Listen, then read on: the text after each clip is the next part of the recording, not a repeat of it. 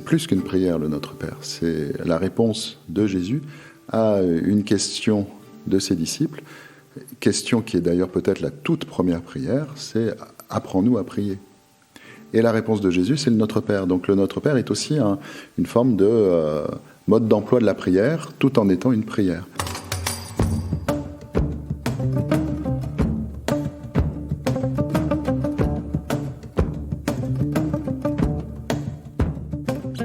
Denis Marquet est philosophe de formation.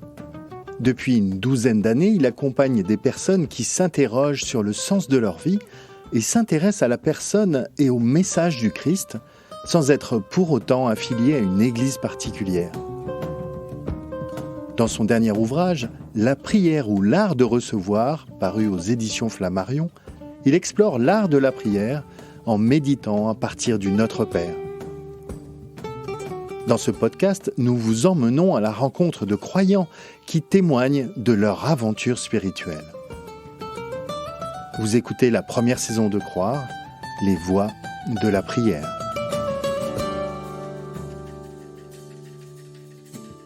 Je suis Gilles Donada, journaliste à La Croix. Denis Marquet m'a accueilli dans sa vaste maison située en Seine-et-Marne, dans un village en bordure de la rivière du Loing, au sud de la forêt de Fontainebleau. Nous sommes montés à l'étage dans son spacieux bureau, installé sous les combles, pour une conversation à bâton rompu sur les enseignements de la prière du Notre Père.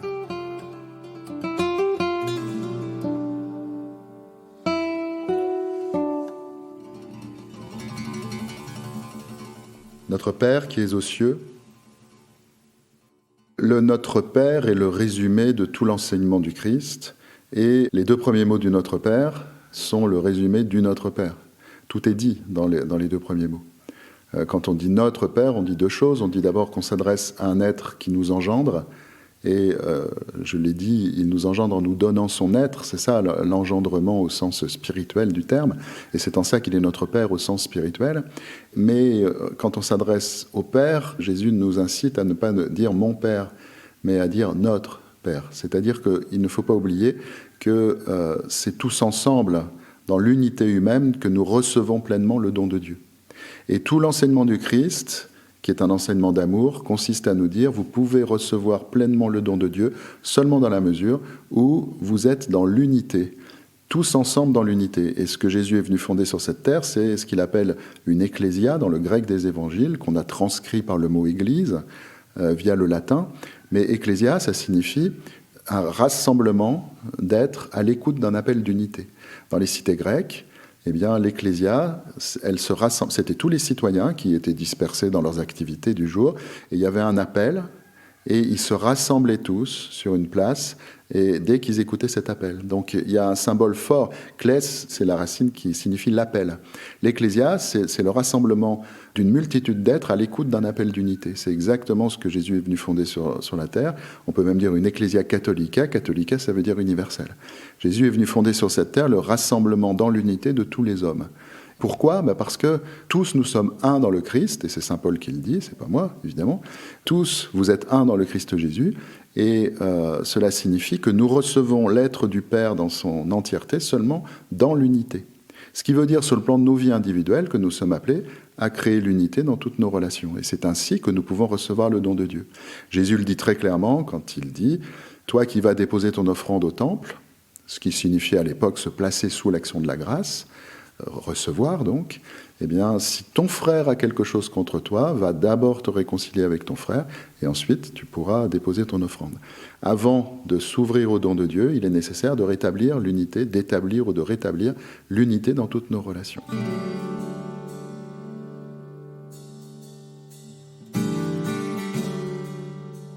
On dit « Notre Père qui es aux cieux », le ciel, les cieux, c'est un symbole, évidemment, il ne s'agit pas du ciel matériel, c'est le symbole de ce qui n'est pas manifesté. La terre est le symbole de tout ce qui est manifesté, c'est-à-dire le monde tel qu'on le perçoit, avec ses lois, toute sa manifestation, le vivant, etc. Et puis le ciel aussi, le ciel symboliquement fait partie de la terre parce que le ciel étoilé fait partie de la manifestation. Et le ciel symboliquement, ça signifie tout ce qui n'est pas manifesté. Et ce qui n'est pas manifesté, eh bien, c'est tout ce qui relève de la dimension spirituelle. Mais il ne faut pas croire qu'on rentre dans une dimension mystique dans le mauvais sens du terme en disant le non manifesté. Nous connaissons très bien le non manifesté. Quand quelqu'un nous dit qu'il nous aime, par exemple, son amour n'est pas manifesté. Il est manifesté par des signes, des symboles, mais l'amour en lui-même, nous ne le voyons pas, nous ne le percevons pas. En revanche, nous percevons ses effets. C'est-à-dire que le non manifesté est agissant dans ce monde. Et Dieu, c'est l'idée d'un être qui n'est pas manifesté en ce monde, mais qui est agissant en ce monde.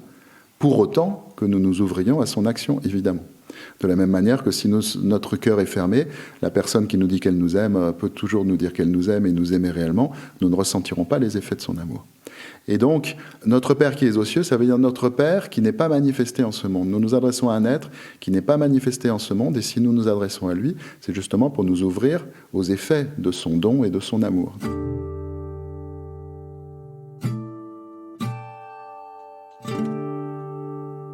Que ton nom soit sanctifié.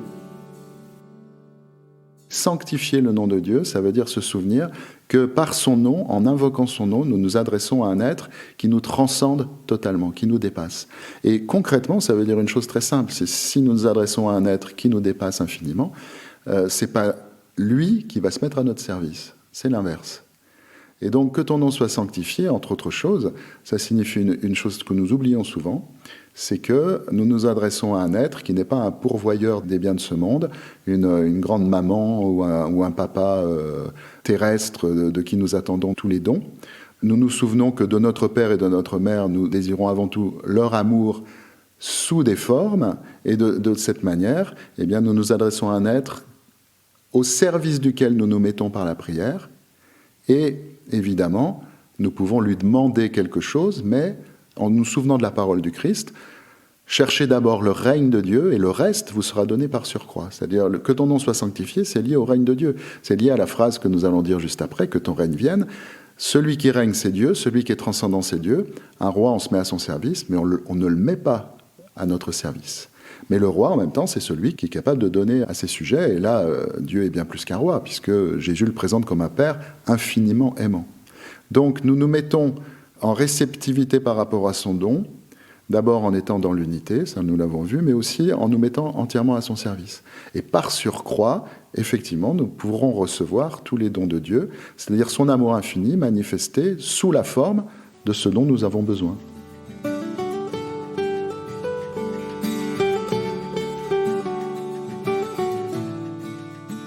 Que ta volonté soit faite sur la terre comme au ciel. Quand on dit que ta volonté soit faite, et moi ça a été mon cas très longtemps, c'était un petit peu dans des cas où ma volonté personnelle avait été éprouvée par la rencontre d'une grande adversité et où, me résignant un petit peu, je disais que ta volonté soit faite, mais avec un degré de consentement assez faible finalement, puisque au fond c'était l'échec de ma propre volonté qui me poussait à prononcer du bout des lèvres cette prière. Et avec une certaine amertume. C'est pas la bonne manière de prononcer cette prière. La bonne manière de prononcer cette prière, pour moi, c'est de la prononcer en me souvenant d'une chose, c'est que j'énonce la totalité de mon désir en disant que ta volonté soit faite. Je ne désire qu'une seule chose, c'est que la volonté de Dieu soit faite. Mais pour ça, il faut comprendre qui est Dieu d'après la révélation du Christ. Dieu est un être qui est don, et un être infini, et donc qui se donne infiniment. Donc Dieu nous a tout donné de toute éternité. Tout donné, ça veut dire qu'il n'y a pas un seul de nos désirs qui ne soit pas contenu dans le don de Dieu. Et en ce monde manifesté, qui est un monde des formes, le don de Dieu se donne sous des formes, et sous des formes qui correspondent à tous nos vrais désirs et à tous nos besoins. Et de ce fait, en disant que ta volonté soit faite, eh bien, j'affirme la totalité de mon désir, y compris sous les formes que prend mon désir aujourd'hui. Si je me souviens de ça, eh bien, je ne vais plus me soucier d'entretenir une volonté personnelle, parce que ce qu'on appelle une volonté personnelle, en réalité, c'est une volonté séparée. C'est la croyance que nous pouvons vouloir autre chose que ce que veut Dieu. Et quand nous disons que ta volonté soit faite en nourrissant cette croyance que nous pouvons vouloir autre chose que la volonté divine, eh bien, nous sommes dans un conflit intérieur. Et nous ne sommes pas dans l'entièreté. Or, pour que la prière nous ouvre dans une totale réceptivité, il y a une condition, c'est que nous soyons dans l'entièreté de la prière. Si nous disons que ta volonté soit faite en nous souvenant que c'est tout notre désir que nous disons, là nous sommes dans l'entièreté. Et à ce moment-là, nous nous ouvrons réellement au don de Dieu et nous voyons le don de Dieu se manifester sous toutes les formes dont nous avons besoin à chaque instant. Quand nous avons tendance à parler de notre volonté personnelle, eh bien nous parlons d'une volonté séparée et cette volonté est une illusion. Et cette illusion nous sépare de Dieu dans une certaine mesure et nous coupe du don de Dieu dans une large mesure. Pour être vraiment dans la réceptivité au don de Dieu, il s'agit de lâcher cette illusion, mais lâcher une illusion, c'est ne rien lâcher du tout, parce que c'est une illusion. C'est juste lâcher ce qui fait obstacle à ce que je reçoive vraiment selon mes désirs.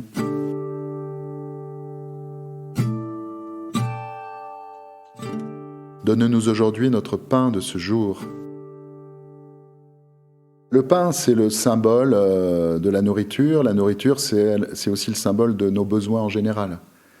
Et nos besoins dépassent les besoins matériels. Nous avons des besoins spirituels, nous avons des besoins psychologiques, affectifs, pour être large. Et du coup, le pain peut symboliser la totalité de nos besoins. Donc ça veut dire une première chose, c'est qu'en priant « Donne-nous aujourd'hui notre pain de ce jour », d'abord, souvenons-nous du « nous ». Je ne prie jamais que pour mes besoins, mais je prie pour les besoins de tous mes frères et sœurs en humanité, en priant pour les miens. Et ensuite, ça veut dire que je renonce moi-même à être l'auteur de la satisfaction de mes besoins, c'est-à-dire que je me confie en Dieu pour la satisfaction de mes besoins.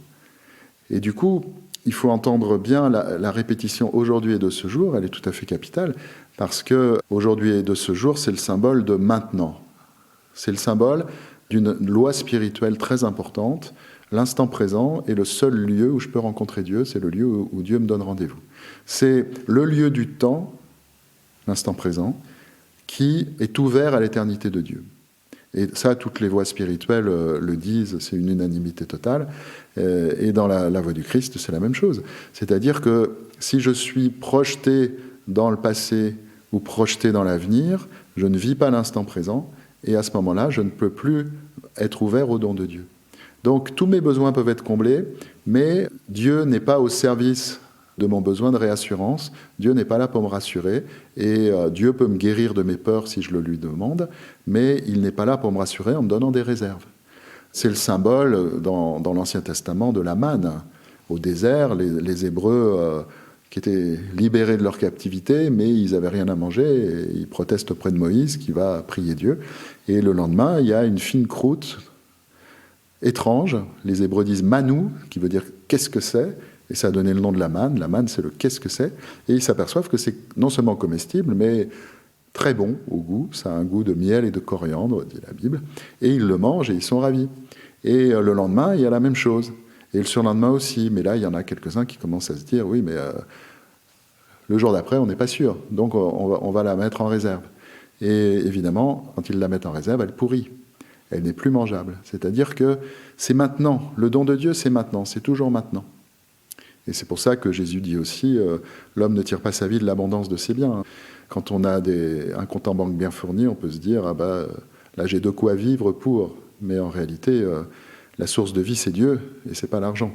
Donc c'est maintenant qu'on peut être en lien avec la véritable source de vie, c'est maintenant qu'on peut être en lien avec l'amour de Dieu.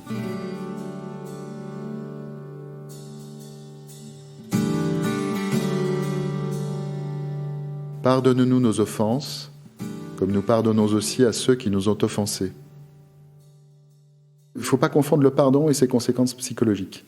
On vit dans le monde de la sécularisation, c'est-à-dire toutes les notions chrétiennes ont été sécularisées, au point que Chesterton pouvait dire « le monde est plein d'idées chrétiennes devenues folles ». Effectivement, en passant du spirituel au psychologique, les idées chrétiennes peuvent devenir folles. Le pardon est une idée qui crée énormément de confusion et qui est très négative quand on la prend sur le plan psychologique. Quand on dit aux gens « pour guérir, il faut que vous pardonniez », on les met dans une impasse. Parce que pardonner, si on l'entend comme ne plus ressentir de ressentiment, voire de douleur par rapport au mal qui nous a été fait, tout simplement, il faut reconnaître que ce n'est pas en notre pouvoir. Nous ne pouvons pas être à l'origine de ça. Et du coup, on ajoute la culpabilité à la souffrance, donc ce n'est pas une bonne chose. En revanche, le pardon, sur le plan spirituel, est une chose extrêmement simple. C'est demander à Dieu une grâce pour celui qui m'a fait du mal.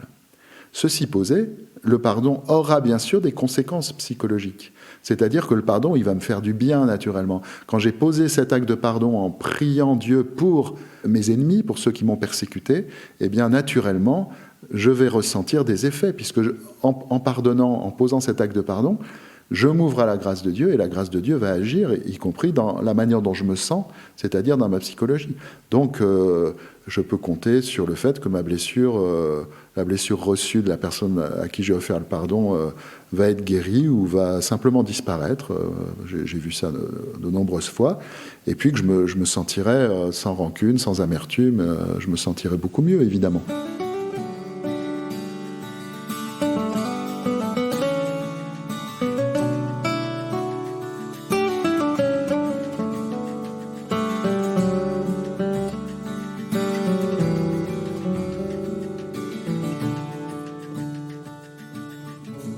Notre vie n'exprime pas qui nous sommes. Jésus dit au chapitre 10 de l'évangile de Jean, « Vous êtes des dieux ». Et il cite en cela le psaume 82 qui dit « Vous êtes des dieux et cependant vous mourrez comme des hommes ». Ce qui, pour la mentalité de l'Antiquité, est un scandale. Si on est un dieu, on ne peut pas mourir. Les dieux sont immortels, les hommes sont mortels, et les deux mondes sont bien séparés. Dans la mentalité judéo-chrétienne, il y a quelque chose de nouveau, c'est que nous sommes de nature divine, mais nous sommes dans une condition mortelle. Donc nous sommes des dieux mortels en quelque sorte. Vous êtes des dieux, mais vous mourrez comme des hommes. Et Jésus rappelle ce psaume, vous êtes des dieux, c'est-à-dire que notre nature est divine, et c'est normal. Si nous sommes, c'est que nous recevons l'être de Dieu.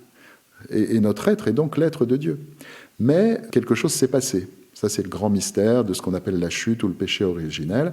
Quelque chose s'est passé, ce qui fait que nos actes, nos paroles, notre vie n'expriment pas, et notre corps aussi, n'expriment pas la splendeur de notre nature divine, qui est donc amour, puisque la nature de Dieu, c'est l'amour. Et donc, notre vie telle que nous la vivons est en dette par rapport à notre être, en quelque sorte. Et la distance qu'il y a entre ce que nous vivons et qui nous sommes peut être comblée. Elle ne peut être comblée que par la grâce. Et cette grâce, c'est le pardon. Quand Jésus est sur la croix et qu'il dit « Père, pardonne-leur, ils ne savent pas ce qu'ils font », ce que font les êtres qui sont en train de le crucifier, ça témoigne de l'écart le plus grand qu'on puisse imaginer entre ce qu'on vit et qui on est. Parce qu'ils ont devant eux tout ce qu'ils désirent, Dieu manifesté sur terre, et ils sont en train de le tuer. Donc, entre ce qu'ils font et qui ils sont, on ne peut pas imaginer un abîme plus grand. Cet abîme, s'il doit être comblé par l'épreuve, par la souffrance, etc., ça va mettre un temps qu'on ne peut même pas imaginer. Or, Jésus, en même temps, annonce la fin des temps, il annonce une ère où on n'a plus le temps, c'est au moins ça qu'on peut retenir. Donc, il ouvre une voie de la grâce, il faut que les choses aillent vite. Et du coup, Jésus demande, en disant « Père, pardonne-leur », il demande que l'écart immense entre ce que font ces êtres et qui ils sont soit comblé par la grâce. Est-ce que ces êtres ont reçu cette grâce ? Ça, c'est leur liberté. Mais il y a un passage de l'Évangile qui tend à montrer que peut-être, oui, au moins une personne l'a reçu, c'est ce centurion qui s'exclame au moment où Jésus rend le souffle, vraiment, cet homme était le Fils de Dieu. Ce qui est d'autant plus étonnant que pour un centurion romain, Fils de Dieu, ça n'a aucun sens. Donc, on peut penser qu'il a été touché par la grâce à ce moment-là et qu'il a reçu la grâce demandée par Jésus. Et ne nous laisse pas entrer en tentation. Mes grands-mères, je me souviens, me disaient que quand elles étaient enfants, on leur enseignait « ne nous laisse pas succomber à la tentation ». Et puis moi, quand j'étais enfant, on m'enseignait « ne nous soumets pas à la tentation » et aujourd'hui, c'est « ne nous laisse pas entrer en tentation ».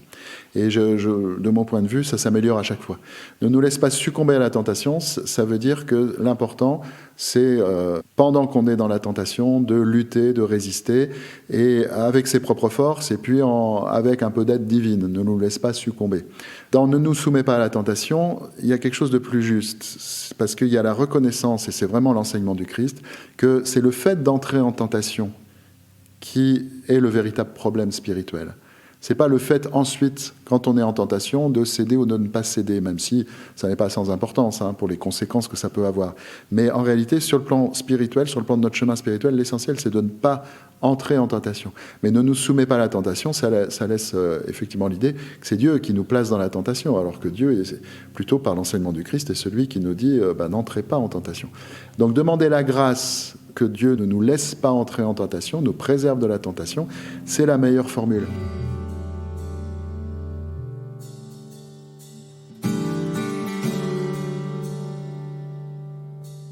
La véritable question, c'est de ne pas entrer en tentation parce que, quand on est entré en tentation, on a déjà commis l'erreur de visée, amartia, atat, c'est-à-dire ce qu'on traduit par le péché. Quand j'entre en tentation, eh bien, j'ai déjà cédé à l'illusion que le monde extérieur, indépendamment de Dieu, pouvait me satisfaire. Par exemple, Jésus nous dit, entrer en tentation de l'adultère, eh bien, c'est la même chose que de le commettre. Il nous dit... on vous a dit, vous ne commettrez pas l'adultère. Moi, je vous dis, si vous convoitez une femme qui n'est pas la vôtre, c'est comme si vous commettiez l'adultère. Il nous dit aussi, on vous a dit, tu ne tueras point, mais moi, je vous dis, si vous vous mettez en colère contre votre frère, eh bien, c'est équivalent à le tuer. C'est-à-dire que ce que nous dit Jésus par là, c'est que dès qu'on est entré en tentation, le seul fait d'être entré en tentation, eh bien, c'est avoir cédé à l'illusion du péché, c'est-à-dire à l'erreur de visée. C'est-à-dire, c'est croire que quelque chose du monde extérieur peut combler mon désir. Seul Dieu peut combler mon désir. Et je le répète, le don de Dieu se donne en des formes du monde. Mais la tentation, c'est oublier Dieu dans les formes du monde. Donc, l'erreur de visée a déjà eu lieu. Donc ensuite, que l'on cède à la tentation ou qu'on n'y cède pas, c'est dans les deux cas une expérience spirituelle. Et le fait d'y céder, comme évidemment les conséquences vont être négatives, ça va engendrer de la souffrance pour soi et ou pour les autres. Si on ne se raconte pas trop d'histoires et qu'on ne se dissimule pas les conséquences négatives du fait de céder à la tentation, ça peut être une expérience spirituelle qui nous incite ensuite à ne plus entrer en tentation. C'est là où il faut quitter l'illusion que la voie du Christ est une morale. C'est pas une morale, c'est au-delà de la morale. Si c'était une morale, Jésus nous donnerait des préceptes qui sont à portée d'homme.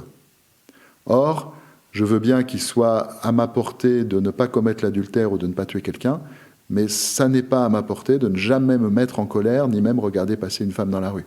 Ça n'est pas à ma portée, c'est au-dessus de mes forces. Donc, ce que fait Jésus, c'est de hausser les commandements de la loi juive jusqu'à un niveau où ça n'est plus à portée d'homme. Et il le dit lui-même, à l'être humain, cela est impossible, mais tout est possible à Dieu. C'est-à-dire, il nous incite à nous ouvrir totalement à la grâce, en élevant le niveau d'exigence jusqu'à un point où c'est totalement au-dessus de nos forces. Ce qui est impossible pour nous est possible pour la grâce, pour autant que nous nous ouvrions à elle. Et de ce fait, c'est pas une morale. Il n'y a pas de morale chrétienne en réalité. Il y a une voie spirituelle qui consiste à s'ouvrir totalement à la grâce. Et de ce fait, nous pouvons demander la grâce de ne plus entrer en tentation, et c'est une grâce tout à fait essentielle, ne plus entrer en tentation, c'est-à-dire ne plus céder à cette illusion que notre désir peut porter sur autre chose que Dieu. Quand je dis « je suis tenté », ça peut vouloir dire deux choses. Soit il y a quelqu'un qui est en train de me tenter en me présentant un objet de convoitise, soit je suis tenté, c'est-à-dire je convoite. Quelqu'un peut me présenter un objet de convoitise et je peux ne pas du tout être tenté, c'est-à-dire ne pas du tout le convoiter. Donc en un sens, je suis tenté par cette personne, mais je ne suis pas tenté par l'objet qu'il me présente. Et ces deux sens de la tentation, on les confond. Quand Jésus a été tenté par le séparateur, le diabolos en grec ça veut dire séparateur, eh bien, il a été tenté par lui, mais il n'a pas été tenté par les objets de convoitise qu'il lui présente. Il n'a pas convoité. Et ses réponses le prouvent. Donc Jésus n'est jamais entré en tentation, et le tentateur voulait le faire entrer en tentation. Il a échoué.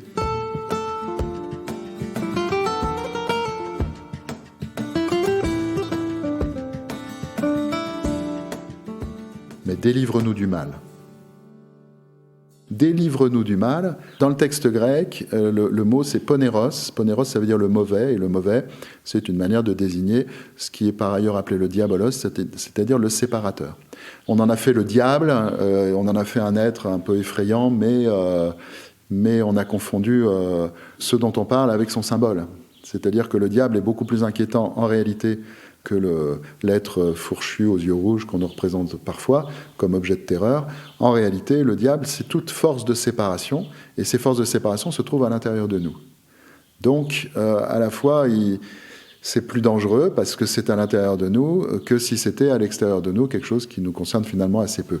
Donc, délivre-nous du séparateur, voilà ce que ça signifie, délivre-nous des forces de séparation. Qu'est-ce qui nous a séparés de Dieu ? Le chapitre 3 de la Genèse est très clair. c'est d'entrer dans la connaissance du bien et du mal. Connaissance, en hébreu, c'est un mot, yada, connaître, qui signifie en réalité être en relation à. C'est pour ça qu'on parle de connaître au sens biblique, c'est être en relation avec un homme ou une femme sous la forme de relation sexuelle. C'est-à-dire, c'est tout mode de relation. Donc à partir du moment où on mange le fruit de l'arbre de la connaissance du bien et du mal, l'être humain entre dans une relation avec tout, qui est marquée par la dualité du bien et du mal. Relation avec lui-même, relation avec les autres, relation avec Dieu, relation avec le monde. Marquée par la dualité du bien et du mal, c'est comme s'il se mettait à porter des lunettes et il voit tout en termes de bien et de mal. Et c'est ça qui nous sépare de Dieu. Avant de céder à cette tentation, Dieu, il connaît que le bon. La connaissance de Dieu, c'est bon. Et c'est un bon, un bien qui n'a pas de contraire. À partir du moment où on mange ce fruit, on commence à voir Dieu à travers les lunettes du bien et du mal. Donc, on commence à le voir comme un être qui nous dit ceci est bien, ceci est mal, etc. C'est de cela dont nous avons besoin de nous délivrer. C'est-à-dire, délivre-nous du mal peut être entendu aussi comme délivre-nous de la dualité du bien et du mal. Quand on regarde l'histoire humaine, bon, il y aurait beaucoup à dire là-dessus, on ne va pas s'attarder trop, mais j'invite les gens à se poser la question, est-ce que tout le mal qui a été produit dans l'histoire humaine n'a pas été produit au nom d'une idée du bien? Et en fait, on fait le mal au nom d'une idée du bien, et c'est vouloir être bien plutôt que mauvais qui fait qu'on juge les autres. Or, le Christ nous dit bien, ne jugez pas si vous ne voulez pas être jugé. C'est le fait de vouloir être du côté du bien qui fait qu'on va condamner les autres, qu'on va éventuellement leur faire la guerre, etc., etc. C'est-à-dire que, effectivement, ce qui nous sépare de l'amour de Dieu, c'est-à-dire de l'unité de Dieu, c'est cette dualité du bien et du mal. Donc, moi, personnellement, j'entends « délivre-nous du mal » aussi comme réinstaure-nous dans cette innocence d'avant la chute, où nous voyons la création de Dieu comme la création de Dieu, c'est-à-dire tout est bon et tout est parfaitement accompli. La pratique de la voie du Christ est simple. Elle est très simple. Il ne s'agit pas d'introduire des complications. Tout est grâce. Voilà un résumé de la voie du Christ. C'est sainte Thérèse de Lisieux qui le dit. Je l'ai lu aussi sous la plume de Bernanos dans le journal d'un curé de campagne. Tout est grâce. Ça veut dire qu'il y a juste à recevoir. La prière, c'est l'art de recevoir, c'est l'art de seulement recevoir. Ne rien faire d'autre que recevoir. Et à ce moment-là, je reçois mes paroles, je reçois mes actes, je reçois mes pensées, je reçois mes décisions. Et j'ai la surprise de constater que elles expriment, mes actes, mes pensées, mes décisions, expriment au plus haut point l'être unique que je suis, dans la mesure même où je n'en suis pas l'origine.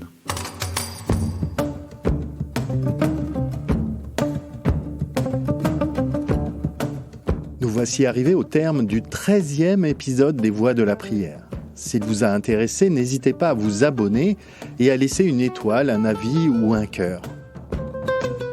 Croire est à retrouver sur toutes les plateformes et sur le site et l'appli La Croix.